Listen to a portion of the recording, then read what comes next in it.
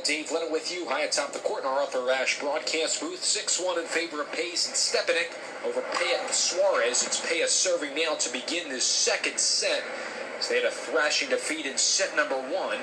First serve goes a little bit long towards the backhand of Pays. Here comes his second serve. Throws it a foot in the air, goes to the forehand of Pays, moved to his right, and actually called a double fault, a little bit long. First one for Peja, and it's love 15. Not the way you want to start that second set. 27 points for Peja Stepanek to just 12 for Peja Suarez, and that tells the story. They're down 6-1. Got a hold here. It looks really breezy down there. I'm guessing that the less experienced duo is having maybe a tougher time handling that win on court. Peja serve at love 15 towards the backhand of Stepanek, but a little bit long. And you're right, Nick. The neon green shirt of Peja is definitely blowing all over the place as his second serve goes into the backhand of Stepanek, steps up and plays the backhand about ankle high. Suarez with a backhand lob attempt turns into an overhead by Stepanek, way long off of the racket of Peja, and it's love 30. Good job right there by Stepanek off of the overhead. Constantly got to move your feet, especially on this court. Like Nick was saying, it's very windy, and when it does go up in the air, the ball, it can move around, so you got to constantly be moving your feet off of the overhead. You talked about how Pays and Stepanek get into it. They dance with each other right before the game. They were shuffling their feet together. It's just fun. The fun is contagious, definitely, because they're really enjoying themselves, even though, obviously they're winning. But even when they're down still, they're always encouraging each other, and that's the way a team should roll. Yeah, talking about staying relaxed. Pays steps into a forehand, and a forehand volley attempt by Peja into the net. Tried to go down the line on the deuce side of the court in the direction of Stepanek. Falls into the net. Just like that, it's in favor of Pays and Stepanek. It's at love 40, triple break point. Way too big of a swing right there by Peja. I mean, he had an easy ball. All he had to do was hold it and just drop it over. Yeah, punch at that ball. Don't swing at it. First serve into the net for Peja, clocking in at 107. Stands about 3 to 4 paces to the left of the tee.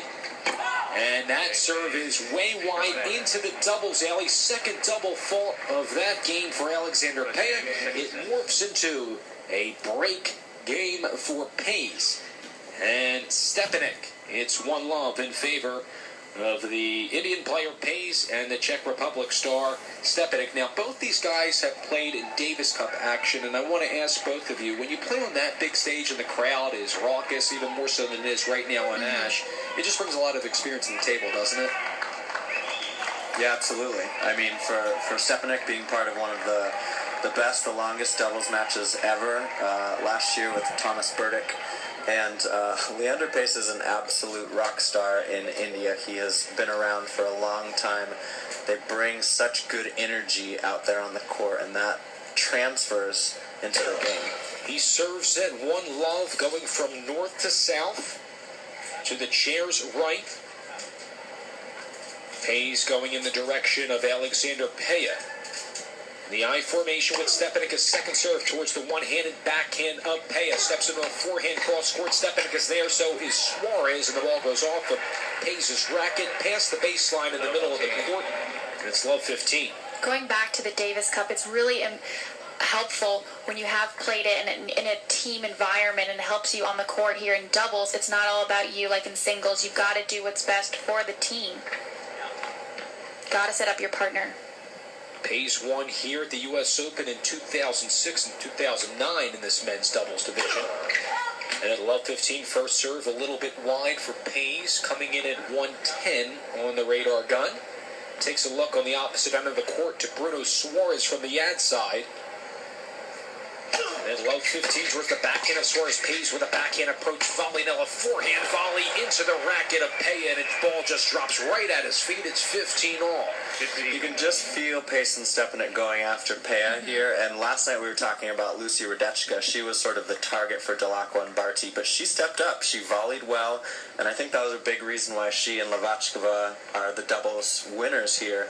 But Peja so far, he's least experienced of these four, and it's showing so far. Peja steps into a backhand, a one-handed attempt well wide of Stepanek, who just lets it fly by. It's 30-15. Do you like that play there to go for it down the line so fast when you just haven't been grooving? No, I don't think that was a smart play, especially when things haven't been going your way. You just got to make the other team play. At 30-15, first serve for Pace off the tape and bounces back onto his side. Takes a long look at Suarez wearing the neon green colors, matching sneakers, white shorts, and here's the second serve. Pace at the backhand of Suarez goes down the line. Pace steps up with a forehand at the service line and goes into the net on his volley attempt, and it's 30-all. This is where Suarez needs to communicate more with his partner. Tell him it's going to be okay. Tell him just to go back to the basics. Trust him, trust his strokes, his balls. They made it to the finals for a reason. Yeah, 30-all here. Pretty good opportunity for them to try to get the break back. From the deuce side, going in the direction of Peja, steps into a one-handed backhand. Peja cross court, and Hayes and Stepanek weren't on the same page there. Hayes looked at Stepanek, went with a backhand attempt, didn't go full throttle on that backhand volley at the net. Falls on his side, a couple bounces before the net, and the point towards Suarez and Peja. Yeah, a couple uncharacteristic volley misses from Pace, and this is the first break point that he and Stepanek have faced since the very first game of the match. Now notice this. Pace standing way out wide on the serve, different from what we saw early on. And Suarez with a backhand return. Pace in perfect position as a result, slams it right past Peja, and we're back at deuce. Usually Pace has been standing right next to the tee, and that time went out wide. Gives his opponents a different look, maybe second-guessing there, right? Throwing them off a little bit, back to deuce. Yeah, he's standing out wide again, just shy of that doubles alley. And at deuce, serves it out wide. Second serve opportunity coming for Pace. That serve clocked in at 109. Just narrowly missed the corner, according to James Kiathavong in the chair. And the second serve towards the backhand of Peja, jammed at him, came to his chest, and it goes into the net. As a result, the advantage, Pace and Stepanek, who are already up 6-1, took the first set, and up 1-love here in set number 2. I think especially in these situations, you just have to pick a big target, hit high and heavy over the net, and give some clearance. At 1-love, the advantage of Pace and Stepanek goes out wide to Suarez into the net. Suarez wanted to go down the line towards Stepanek, and it's 2-love. Pace and Stepanek 4 games away from taking this championship. We have just passed 34 minutes. That's it. Wow. That was clutch stuff there from Pace, though. 3, down in break point, and then threw in 3 service winners. No ball came back after that, and they take the game now 2-0, consolidate the break. Suarez desperately trying to get on the board with his comrade in Peja. First serve goes a little bit long off of the net. And a second serve coming for Bruno Suarez, standing just astride to the right of the tee beyond the baseline, spins it into the forehand of Leander Pace, trying to pass him on the cross-court side, and it's a little bit wide for Pace there. 15-love.